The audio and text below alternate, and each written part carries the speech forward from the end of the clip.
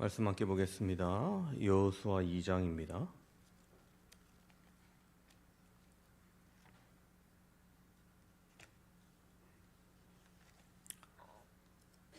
여호수아 2장 1절부터 11절까지 말씀입니다.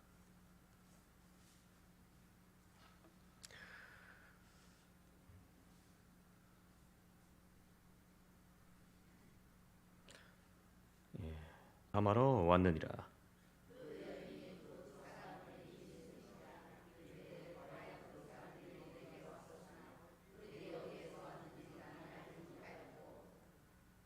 그 사람들이 어두워 성문을 닫을 때쯤 되어 나갔으니 어디로 갔는지 내가 알지 못하나 급히 따라가라 그리하면 그들을 따라잡으리라 하였으나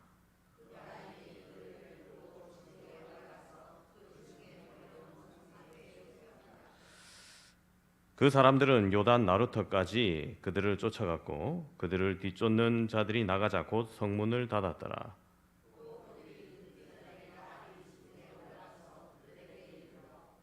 말하되 여호와께서 이 땅을 너희에게 주신 줄을 내가 아노라. 우리가 너희를 심히 두려워하고 이 땅 주민들이 다 너희 앞에서 간담이 녹나니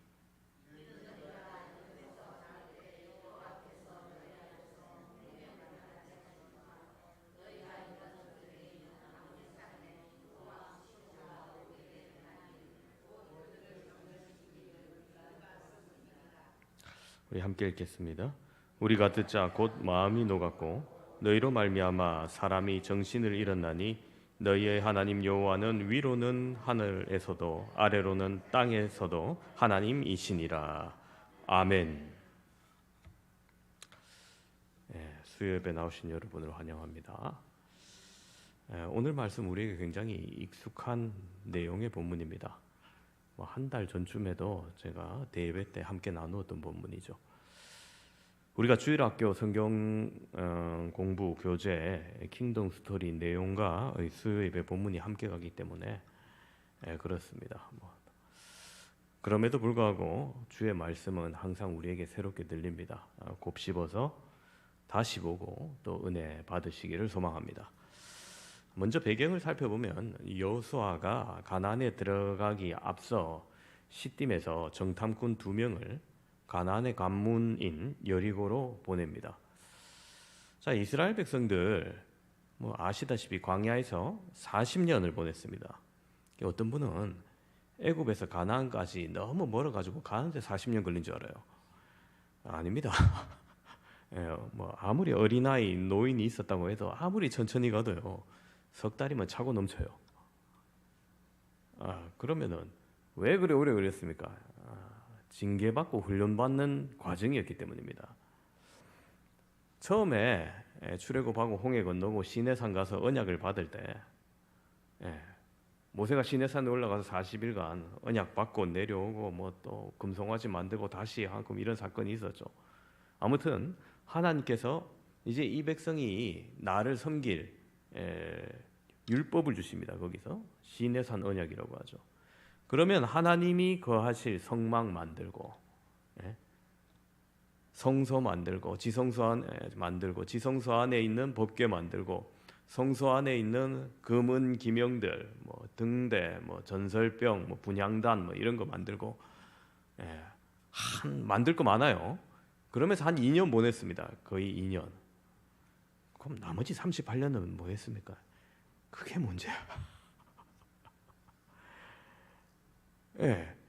사실 2년이면 충분해요.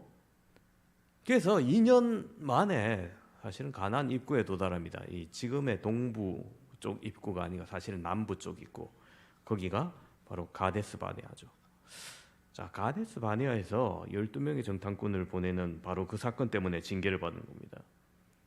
아시다시피 단 2명의 정탐꾼 여호수아와 갈렙만이 믿음의 보고를 하고 나머지는 믿음 없이 눈앞에 보이는 현실 그대로를 보고합니다. 절망을 얘기합니다.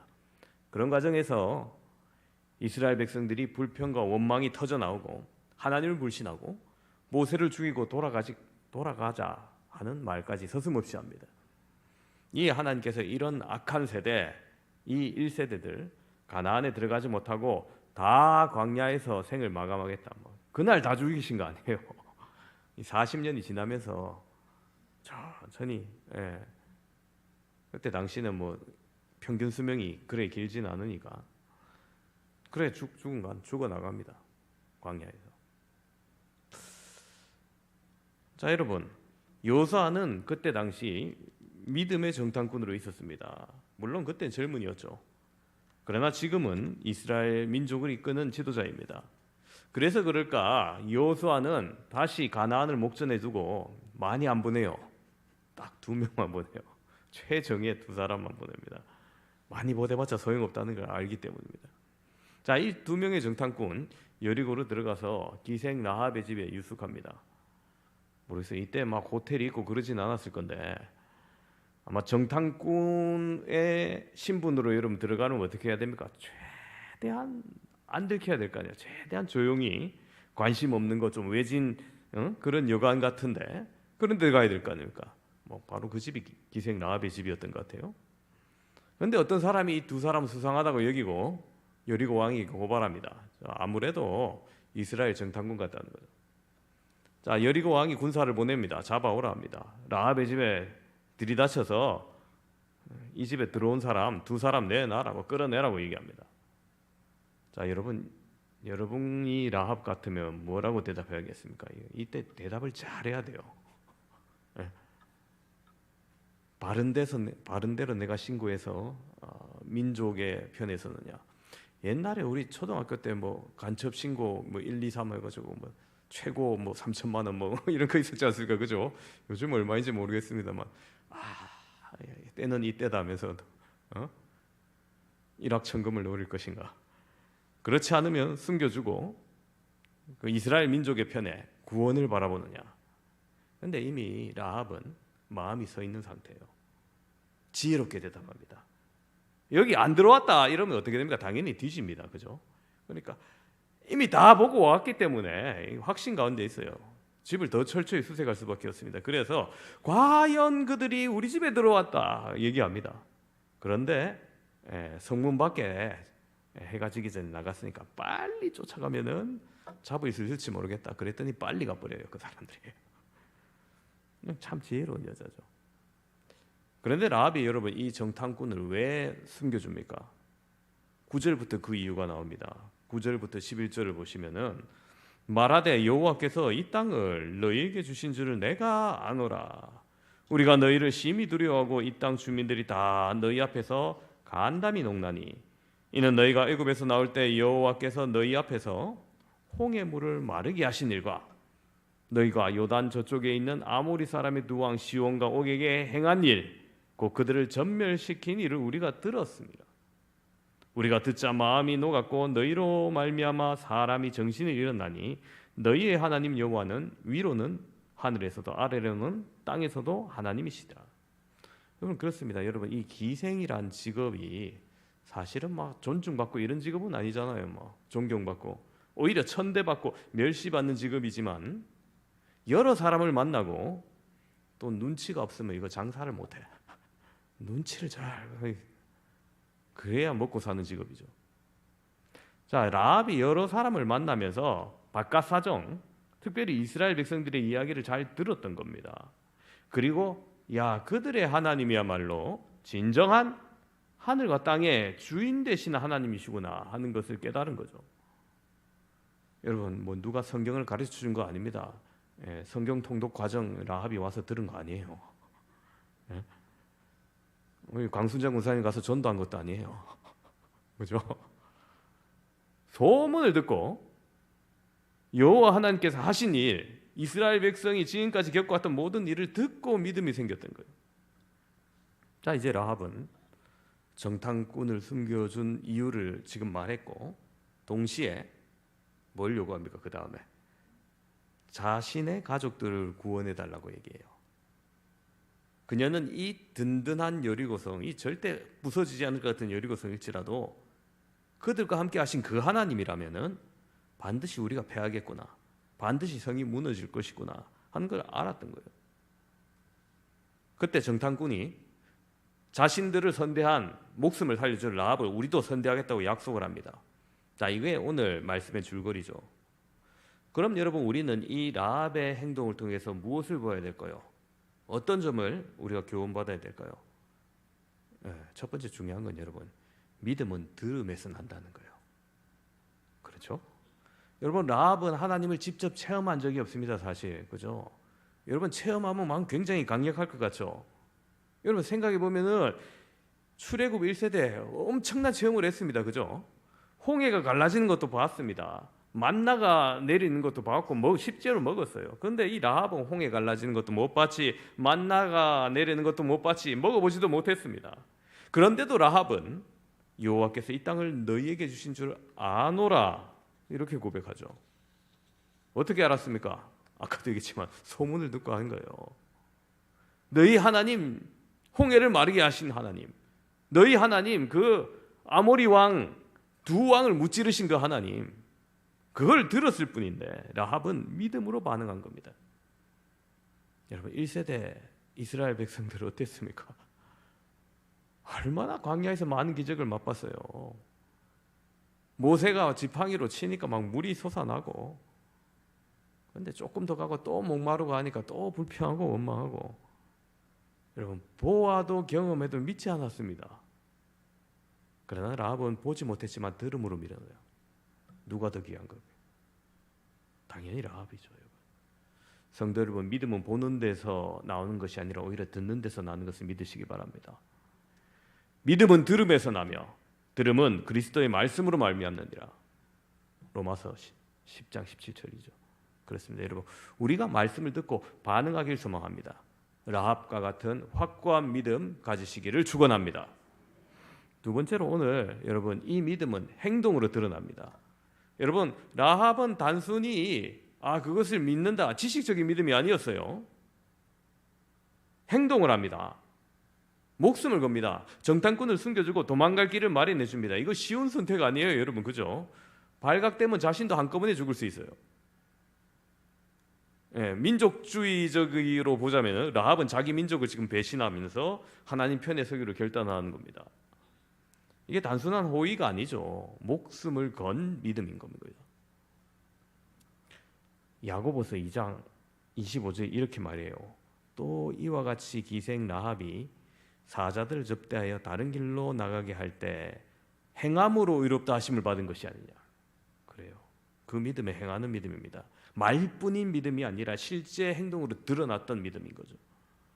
성도 여러분, 오늘 우리의 믿음은 어떨까요?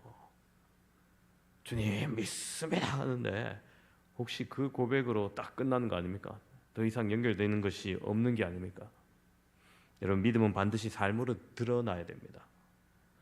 용서할 때 용서하고 헌신할 때 헌신하고 세상 앞에서 하나님 편에 서야 할 때 서는 것, 그게 살아있는 믿음인 것입니다.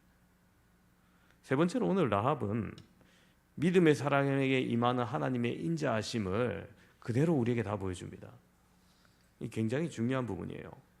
여러분 라합의 믿음에 하나님이 어떻게 응답하십니까? 여리고 성이 무너질 때 붉은 줄을 메었던 라합의 집은 구별되었습니다. 하나님은 라합과 그 가족을 멸망 가운데서 온전히 건져주셨습니다. 여러분 이것이 하나님의 인자하심이에요. 믿음으로 주님께 피한 자는 멸망 속에서도 보호하신다는 것. 여러분 라합 기생이었죠. 세상적으로 좀 부끄럽고 수치스러운 자리인 건 분명합니다. 이제 절대 당당하지 않아요. 그러나 여러분 하나님은 그녀를 나중에 어떻게 됩니까, 여러분? 우리 오후 예배 때 보도 아까 얘기했지만 믿음의 본보기로 기록되어 있고요. 하나님은 믿음으로 반응한 자 결코 잊지 않으신다는 거예요. 끝까지 인자하심으로 기억해 주십니다. 자, 여러분 우리에게 주시는 메시지를 한번 정리해 봅시다. 과거와 상관없이 하나님은 우리에게 인자하심으로 옵니다. 기생이었지만 하나님의 백성이 된 것처럼 우리의 과거가 어떻든 주님은 우리의 믿음을 보신다는 겁니다. 그리고 그 인자하심으로 받아줘요. 한 사람의 믿음은 한 가정을 살립니다. 여러분 여기 앉아 있지만은 여러분 가정에 누군가는 제일 처음 믿은 사람이 있을 거 아니에요, 그죠? 뭐 어머니 될 수도 있고 할머니 될 수도 있고 오히려 밑에 자녀가 먼저 믿을 수도 있어요. 근데 그 한 사람이 믿음으로 결단했기 때문에 그 가정에 복음 들어간 거 아니에요, 그죠? 맞습니다. 라합이 믿음으로 결단을 했기 때문에 그 가족이, 자기 가족이 구원을 받은 거예요. 오늘 우리의 믿음이 우리 가정, 우리 공동체를 살리는 통로가 될 수 있다는 거예요. 하나님의 인자하심은 바로 우리 한 사람에 끝나는 것이 아니라 나와 내 주변에게 은혜를 베풀어 주시고 우리의 미래를 열어주시는 겁니다. 메시아의 족보에서도 빛나는 여인으로 만들어 주시죠.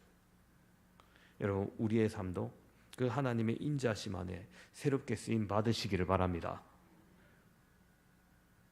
여러분, 그 인자하심을 원어로 헤세드라고 해요. 하나님의 헤세드. 이 히브리어 헤세드는 이 단순한 친절이나 호의를 얘기하는 것이 아닙니다.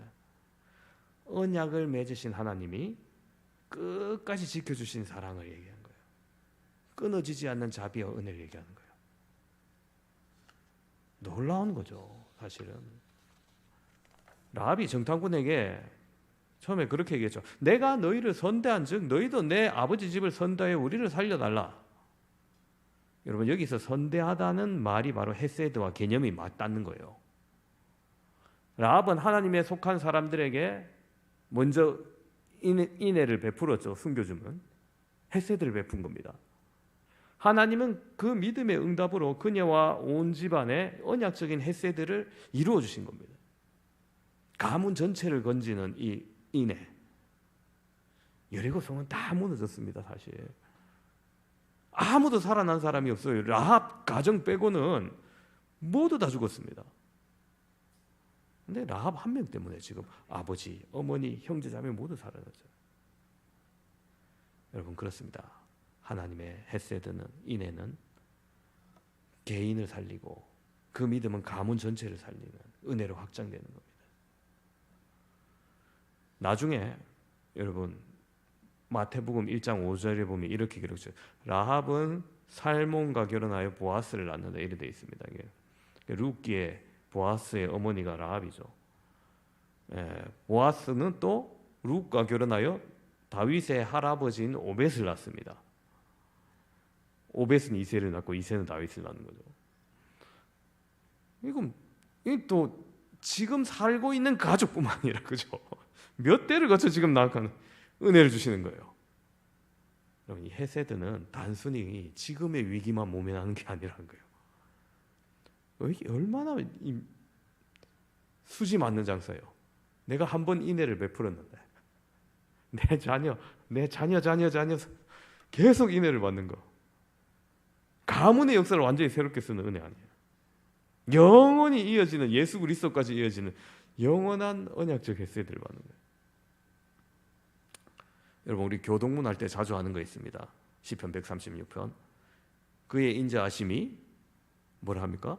영원함이로다 하죠. 여기서 그 인자하심이 헤세드예요. 그 원어예요. 이거 26번 반복합니다. 그의 인자하심이 영원함이로다. 라합의 가문에 임한 뭐 26번만 임했겠습니까? 이분은 단회적인 구원이 아니었습니다. 세대를 거듭하면 거듭할수록 영원히 이어지는 하나님의 언약적 사랑이었다는 거예요. 성도 여러분, 오늘 우리 가정에도 동일한 이 헤세드 은혜가 필요하지 않습니까? 그죠? 나 한 사람 만약 처음 시작해서 목사님 우리 가정은 나 혼자밖에 해요. 그럼 여러분이 시작이야. 그 헤세드의 은혜를 여는 여러분이 키예요. 열쇠예요. 그러면서 여러분의 가정이, 여러분의 자녀들이, 손자들이 사랑의 구원의 길로 들어섭니다. 한 명의 시작이 큰 은혜의 통로가 되는 거예요. 우리나라 대부흥운동이 있었죠. 1907년. 여러분, 물론 그 전에 성경 사경회 같은 걸 하면서 농번기 아니고 좀 겨울철에 말씀의 기틀을 다져놓은 건 있지만은 탁 불꽃이 튄 게 뭐냐면요, 평양 장대영교회 길선주 장로님이 이 공회 앞에서 회개할 것이 있다고 자복합니다. 그리고는 내 정말 친한 친구가 나한테 죽으면서 내 마누라 내 자식들한테 이 돈을 자네한테 맡길 테니까 좀 물려달랬는데 내가 착복했다는 거예요. 여러분, 장로쯤 되는 사람이 친한 친구의 부탁을 듣고 자기가 착복한 거 얼마나 비인간적이에요. 과부 남았는데 평생 숨기고 싶은 건데 이 공의 앞에서 그 부끄러운 과거를 분명히 얘기하는 거예요. 얼마나 대단한 각오와 결단이 있었을까요? 그리고 그 눈에 얼마나 뜨거운 눈물이 흐를 수 있을까요? 여러분, 그걸 본 사람들이 저마다 앞으로 나옵니다. 저마다 공개적으로 회개합니다. 여러분, 그게 회개 운동의 시작이었어요. 거기서부터, 물론 가스가 차 있었지만 거기서부터 폭발이 일어난 겁니다. 성령의 불길이 한국 교회를 휩싸였고 각 교회마다 진정한 회개 운동으로 펼쳐놨습니다. 한 사람의 회개의 불씨가 한국 교회로 퍼져나갔던 거죠. 여러분, 그렇습니다. 한 사람이 은혜 받으면 변해요. 한 사람이 결단하면 가정이 있어요. 도시를 살리고요. 나라를 새롭게 하는 불꽃이 이루어지는 겁니다. 여러분, 오늘 우리가 믿음과 순종이 우리의 자녀들과 우리의 가족과 우리의 교회를 살리는 그런 믿음과 순종 되길 바랍니다. 아유, 나 하나쯤이야 뭐 어떻게, 내가 뭘 혼자 한다고, 그게 아니라는 거예요. 하나님의 인애는 우리 한 사람을 통해서 처음 시작을 합니다. 그리고 우리의 과거의 수치를 넘어서, 역사를 넘어서 우리의 가정을 새롭게 쓰는 겁니다. 그 헤세드는 자녀와 손주 때까지, 시간을 넘어서 그 다음 세대까지 이어지는 겁니다. 오늘 라합 가문에 임했던 그 하나님의 헤세드, 우리 가정에 동일하게 임하기를 주님의 이름으로 축원합니다. 말씀을 정리합니다. 우리 함께 예배드리는 사랑하는 성도 여러분, 오늘 라합은 들음을 통하여서 믿음을 가졌습니다. 그리고 그녀는 그 들음을 통하여서 결단하였고 이스라엘 편에 서기로, 그 여호와 하나님의 편에 서기로 작정하였습니다. 그 결과 라합은 자기 생명만 건진 것이 아니었습니다. 그녀의 믿음을 통해서 자신의 생명뿐만 아니라 가문이 구원받았고 그 가문을 통해 하나님의 구속의 역사는 이어졌던 것입니다. 이게 바로 하나님의 헤세드예요. 한 사람의 믿음을 통해 가정이 살았고 세대가 바뀌고 영원히 이어지는 구속사의 길이 열리는 것. 성도 여러분, 오늘 우리의 믿음이 라합의 믿음처럼 하나님의 헤세드를 불러일으키는 통로 되시기를 소망합니다. 그리고 그 헤세드가 우리의 가정, 우리의 교회, 우리의 지역사회, 우리 다음 세대들 위해 넘쳐나기를 주님의 이름으로 축원합니다. 이 시간 우리 함께 한번 통성으로 기도하길 소망합니다.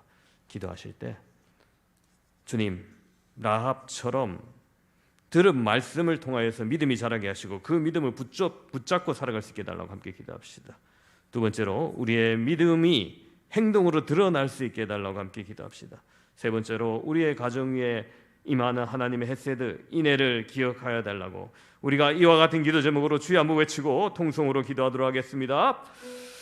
주여, 아버지 하나님, 오늘 라합을 통하여서 하나님 놀라운 일을 일으키시고 아버지 하나님 그 인애를 아버지 하나님 받으시고 또 그 인애를 그 자손들에게까지 그 모든 가족들에게 베푸시는 놀라운 하나님의 사랑을 함께 보았습니다. 주님, 우리 또한 이와 같이 되기를 소망합니다. 아버지 하나님, 믿음은 들음에서 난다고 하였습니다. 아버지 하나님, 우리가 이 말씀을 더욱더 가까이 하고 들음으로써 주님께 복을 받게 하여 주시고 아버지 하나님 더욱더 믿음이 자라게 하시고 이 믿음을 붙잡고 살아갈 수 있기를 소망합니다. 눈에 보이는 상황보다도 하나님의 말씀을 더욱더 신뢰하는 우리 될 수 있게 하여 주시고 믿음이 행동으로 더욱더 드러나길 소망합니다. 위험과 손해를 무릅쓰고라도 하나님 앞에 하나님의 편에 섰던 그녀처럼 우리 또한 믿음의 말을 그치지 않게 하여 주시고 더욱더 삶으로 선택으로 나타날 수 있게 소망합니다. 아버지, 우리의 가정 위에 이 하나님의 헤세드가 나타나게 하여 주시옵소서. 나은 사람의 믿음을 통하여서 우리의 가정이 구원받게 하시고 회복되게 하시고 믿음의 가정으로 세워지게 하시고 다음 세대에게 이어지게 하시고 우리의 공동체, 우리의 지역사회에 더욱더 하나님의 인자하심이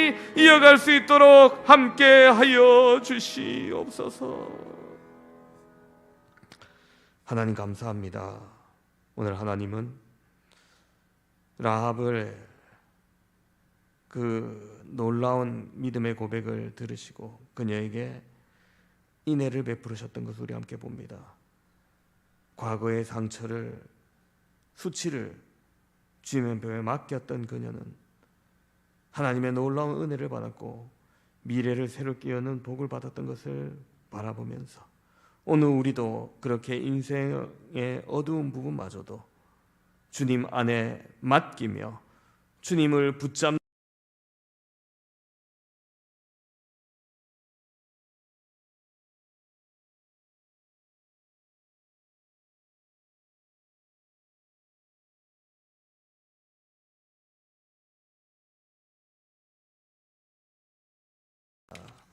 아멘.